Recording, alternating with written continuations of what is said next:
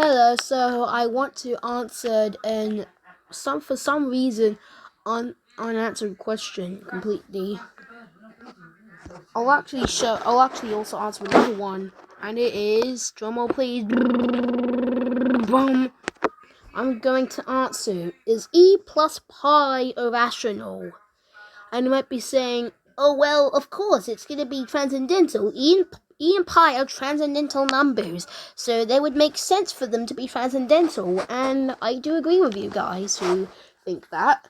However, for some reason, we still don't know the answer to this, even though I think I already have the answer. And my answer is yes, but I'm going to explain how I got to this answer and not just be something like, oh, I know it, I don't need this guy. So yeah. So we first have to answer, what is a transcendental number?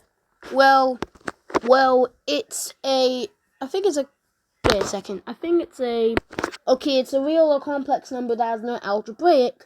I won't get into those details, but they're not the same as irrational numbers, although they do have an infinite fraction they need, hence why they're irrational.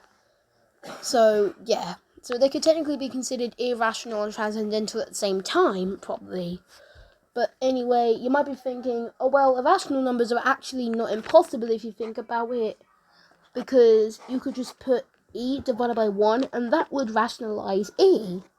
So, technically not even possible. Anyway, okay. So, you might be wondering, how did I get to this answer? Well, I'll tell you why. Because e and pi have an infinite number of digits. Here, so e is approximately 2.71828184590452. Yep, that's a lot of digits. And pi is approximately 3.141592653589. Yep, that's good. And these actually are not the answers, so we have to use an approximation because they're an infinite digit. Oh, and you might be wondering, like, how would I end this and also get to the proof? For burping, but okay, I'll get to the proof. Why? So, I'm not really a math major, and I'm not really a mathematics major, but you don't need to be Albert Einstein or or you don't need to be some really smart mathematician to actually understand that an irrational number plus an irrational number is probably going to lead to an irrational result. Like, for example, 1.111 repeating, we'll just put 1.1 and a line at the end. That would mean that, plus 1.1 forever, it would equal 2.2 forever. See, that's good enough. However, the digits in e and pi do seem to be significantly randomized. I mean, they do seem pretty random to us. I mean, we don't even really have a form to calculate them, or otherwise we could just calculate quadrillions of digits if we actually could extend this far enough. I mean, if you look at the digits of, like, pi, you could see that they're fairly randomized and don't have a really good form to just calculate thousands of digits. So, then if that's the case, why is this unanswered? Well, I think part of it is because, it's because we're getting into a bit of a delusion where we don't actually think we know the answer, even though the answer has been hiding in our heads, even though it's been in my head this whole time. I mean, here, I'll even give you more proof for this. And this proof can also be strengthened by the fact that e plus pi can go on for thousands of digits. Here, I'll even make an autoclicker script that goes really fast to show this. So I got this, like, swiping autoclicker script to, like, see. Anyway, this is scrolling through almost 1,000 digits per second. And I know that and as far as I know, just about no transcendental number. There hasn't been a transcendental number that we know less than, there hasn't been a transcendental number that we thought was transcendental, although it only ends after at least 100 digits. So, as far as I can tell, using what I call Kai's law, where if a number has, where the decimal value, where the small number has, let's say, 1 trillion digits or more, it will be irrational. Sure, it's not going to be true all the time, but in cases where the digits are fairly randomized, I think that rule would be handy.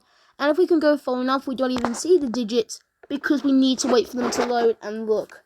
There's also another interesting fact, because maybe this will be better if you add even more swipers.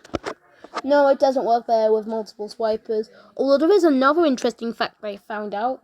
With e+pi, the result would actually stop generating more digits after the number reached over 200,000 digits long.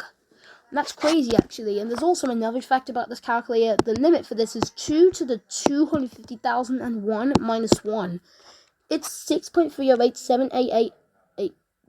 3248776468355 blah blah blah times 10 to the 75,257, and even using this, it would take over a minute to scroll through all the digits.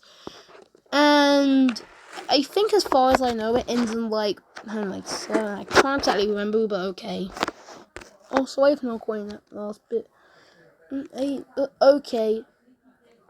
But anyway, with all the stuff that I've showed you and evidence to back it up, I think the answer is yes. And now give me a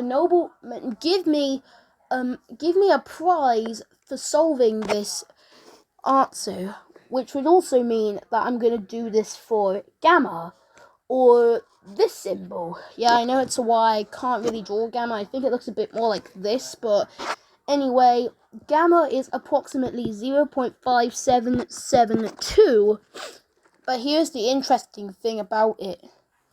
But first, we'll get to what it is. So it's defined as the limiting difference between the harmonic series and the natural logarithm, denoted by here by log. Okay. So the type is unknown. Its field as analytic number theory was discovered in 1734 by Leonhard Euler, the same person who made E.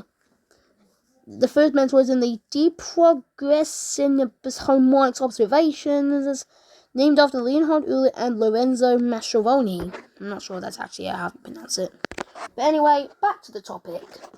So you can see right here, we can also use Kai's law to see that something is going on here, because from what I've heard, we've been able to calculate a whopping 500 billion digits. That is a lot of digits of gamma. And you want to know the crazy thing? We still don't know if it's irrational. I'm just gonna say here, guys, I definitely say, I'm gonna say yes, it is irrational, because how do we not know if a number is irrational if it literally has over 500 billion digits? I mean, that's honestly really, really strange, because it's like 0.3333, but then the 4 at the end, and then you multiply it by 2, and we still don't know it's rational, but it is, of course.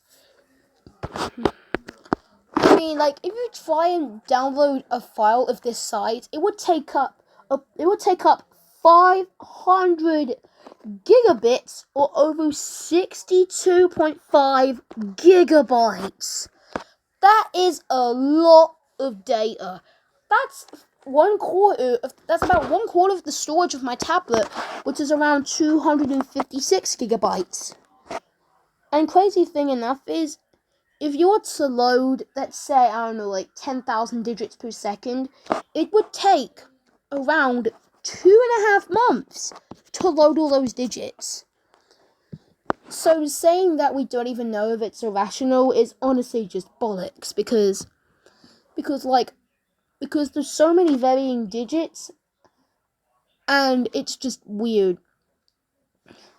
So this means that using Kai's law, I have proved that e times pi is irrational. This means I've also proved that I don't know, like, so e to the power of pi. Yeah, I can't really write the pi symbol too well. Okay, I think that's a good one. And this also means that I figured out what pi to the power of e is. So, guys, don't try and make any claim that I did something wrong, or otherwise I'm just going to delete your comment. And you could also use this law to prove that something like pi to the pi to the pi to the pi, or also what I can call it pi tetrated to 4, is also irrational, and it isn't an integer. Like, how the hell can it even be an integer? Sure, I know it's over 6.6 times 10 to the power over 17 digits long, with its first digit being a 9, and it was 0, I think. Yeah, it is. In fact, the first digits are 9.08222445539, and it has 666 quadrillion, 262 trillion, 452,970,848,504 digits, at least as the integer part of it. It would have infinite because, of course, I just proved that it's like irrational and all that. In fact, I even made a video about this. I won't show the clip, but okay. We unfortunately don't have enough computing power to actually do this calculation because we've only went to a max of about 1.05 times 10 to the 14 digits, which is about 105 trillion. We have to calculate around 6,000 times more digits in order to do this. However, there is one thing that might be able to help us speed this calculation up. Quantum computers. Why would that work? Well, it's because if we can get a computer with, let's say, millions of qubits, or quantum bits, which can actually be in a state of 0 and 1 at the same time, which actually massively increases its power, and it needs to be really cold instead of really hot to actually run its best. We could actually use these to possibly compute like billions and even trillions of digits, and potentially we can even get powerful enough quadrillions of digits. So I think that's enough, and peace.